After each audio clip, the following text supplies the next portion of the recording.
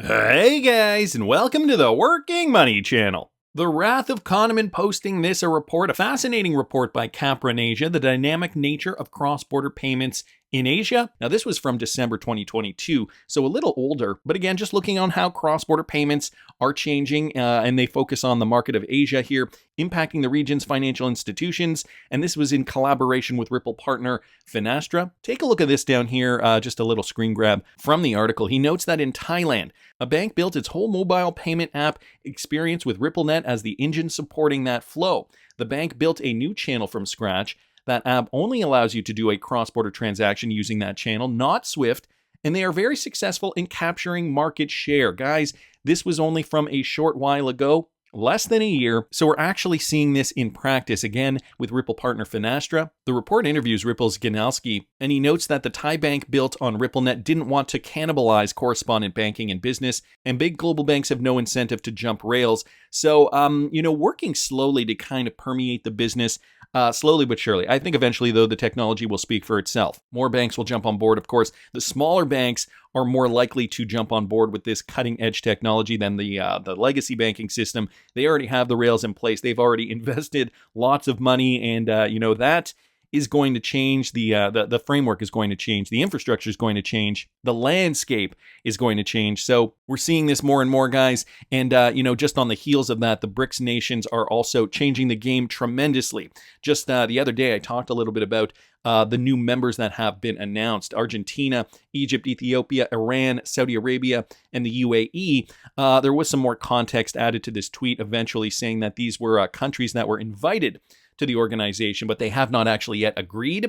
So it is interesting to note here, another World of Statistics tweet: top oil producers in the world, okay? In the G7, we have the USA and Canada, but take a look at the ones down here. Saudi Arabia is a BRICS plus, Russia BRICS plus, China BRICS plus, UAE BRICS plus, Iran BRICS plus, and Brazil BRICS plus. So 3 out of the 6 are these new members here, guys, that are going to change the game. The petrodollar is in jeopardy.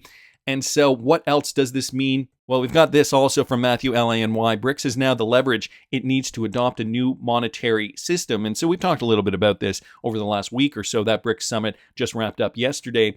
Here's one from Sprinter. The new composition of BRICS will control 80% of world oil production.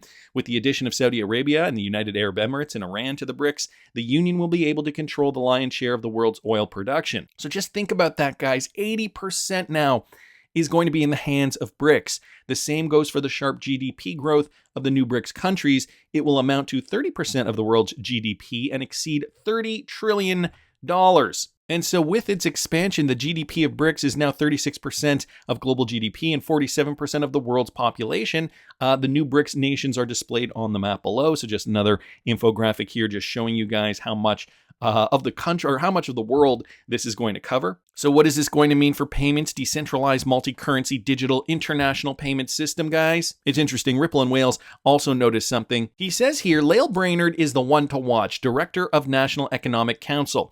We're going to get to Lael Brainard in a second. So he also says 22nd Vice Chair of the Fed, has spoken at length on public-private partnerships for cross-border payments. She's in Jackson Hole right now with Jerome Powell and the Fed team. They had an emergency meeting, or what some are purporting was an emergency meeting in Jackson Hole. Guys, listen to this clip here for some context, and then we're going to discuss it. Good morning, all. Okay, today's topic, a lady named Lael Brainard. We saw her in a picture yesterday at the Fed Reserve meeting at Jackson Hole that I flagged up. It's an annual meeting, and a lot of things have come from the Jackson Hole. It's where the level playing field was hatched by Mark Carney, the Bank of England governor, in 2018-19. Anyway, Lael Brainard was seen walking with Jerome Powell there yesterday with the Fed Reserve meeting, and she caught my eye. So I managed to chase up some articles today regarding her, and she's a very influential person on the topic of crypto, and she's very smart in terms of payments. Now, she was the 22nd Vice Chair of the Fed Reserve Council, and she's now the Director of the National Economic Council in the US.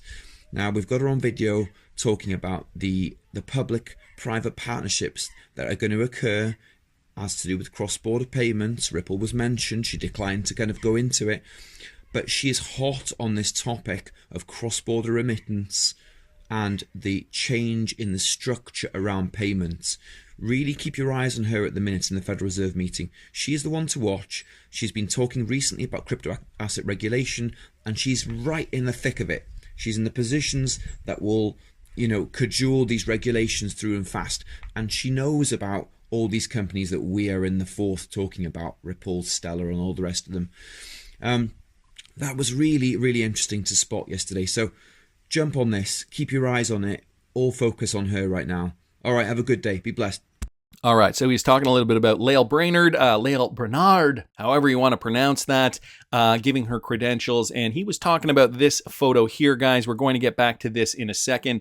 But first, I just kind of wanted to mention, too, the BRICS to officially abandon the US dollar, this courtesy of Ian Binns. So just on that same topic here, we don't know. I mean, I don't know if it's rumored because they have gone on the record and said, no, we're not actually looking to abandon the US dollar. We're just doing our own thing. And, I came to the conclusion over the last week that even if they do their own thing as they claim, it's going to displace the US dollar regardless as an afterthought. Anyway, just another article here suggesting that Brazil's president, Luiz Inácio Lula da Silva, confirmed that development at this week's BRICS summit, that the bloc is going to ditch the US dollar.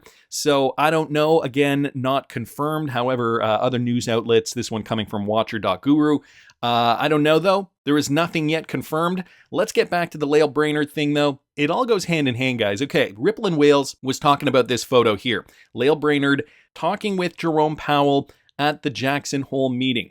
Now, if you go to this right over here, it brings you directly to this video, and I was trying to look for the photo here. It brings you to this video. I haven't listened to this video, but this is current, August 2023, the Fed's Jackson Hole meeting, real estate and business surveys.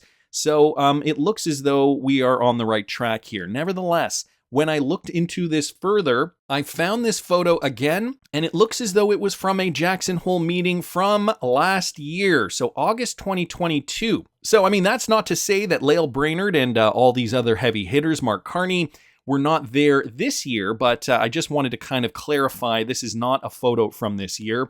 Nevertheless, it does bring up some interesting things. He does bring up Lael Brainard. He also brings up the fact that she's the director of the National Economic Council, the 22nd vice chair of the Fed. And I've done some videos highlighting Lael Brainard in the past, guys. Just wanted to bring you up to speed, give you guys some context. This one was from October 2019 when Lael Brainard said this. And we also got this from XRP_veteran on Twitter. So someone from the public asked Lael Brainard. So Lael Brainard, for those of you guys who don't know, she's from the Fed. Lael Brainard is a member of the U.S. Federal Reserve's Board of Governors, where she serves as chair of the committees on financial stability, financial reserve bank affairs, consumer and community affairs, and payments, clearings, and settlements. So this is her here. An XRP veteran posted this. So someone from the public asked Lael Brainard what her thoughts were about Santander, which is partnered with Ripple for cross-border payments. I got to show you guys this.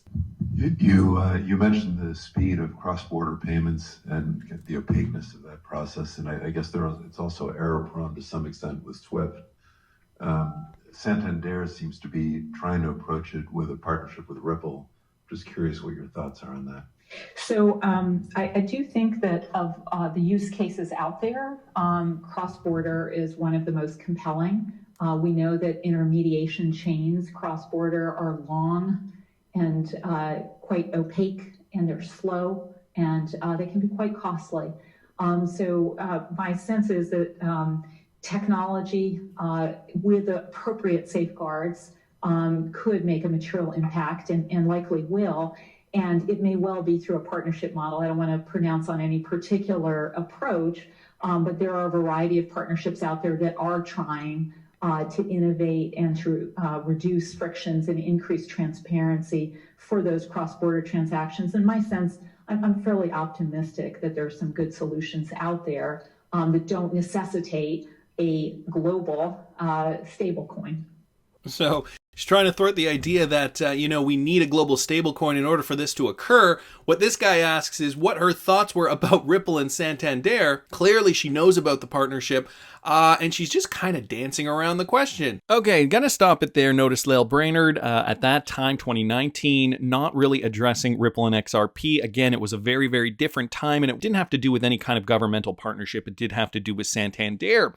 Okay, fast forward. I got another clip here that I did about a year ago. highlighting Lael Brainard again. Listen to this. Interesting to say the least. Also, considering Lael Brainard, the same Lael Brainard came out and said this from Blockchain Vendetta here on Twitter. I wonder which currency they are describing here.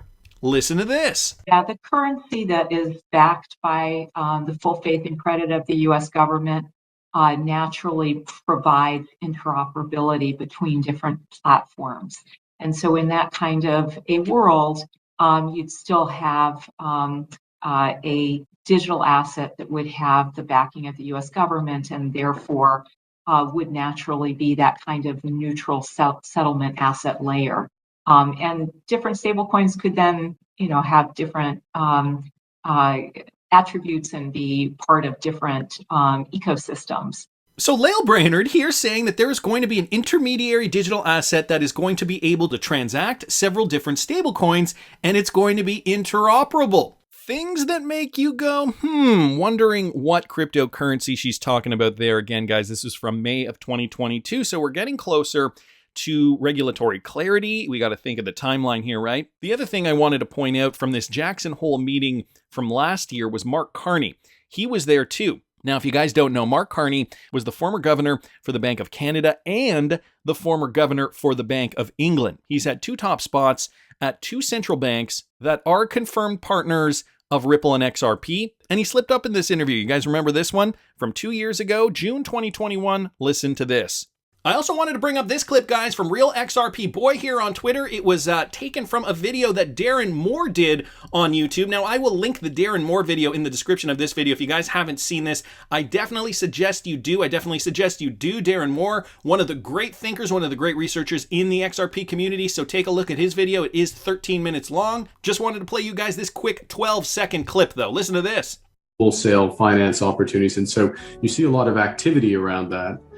Based off of Ethereum or Ripple, other currencies like that. And they may well have a role. Did you hear him stumble? Well, maybe I should tell you guys who this is. Mark Carney said it himself back in 2021. Ripple, XRP could have a role in this financial system. And guys, I will link all 3 of these clips here if you want them for context. Anyway, did Jerome Powell meet again with Lael Brainard, Mark Carney at this emergency meeting this year on the heels of the BRICS summit, looking to displace the US dollar? And could it be that they're looking to utilize Ripple and XRP in some kind of an emergency capacity if this crap really does hit the fan soon? I don't know. What I do know is that I'm going to be holding a portion of my XRP long-term for that real-world utility. But guys, I'm going to be trading the rest of it in this coming spec run. That's just my opinion, but I want to hear what you guys think. Please subscribe to the channel if you haven't already. Like the video if you like the content I'm providing. I always love hearing your comments. See you in the next one, guys.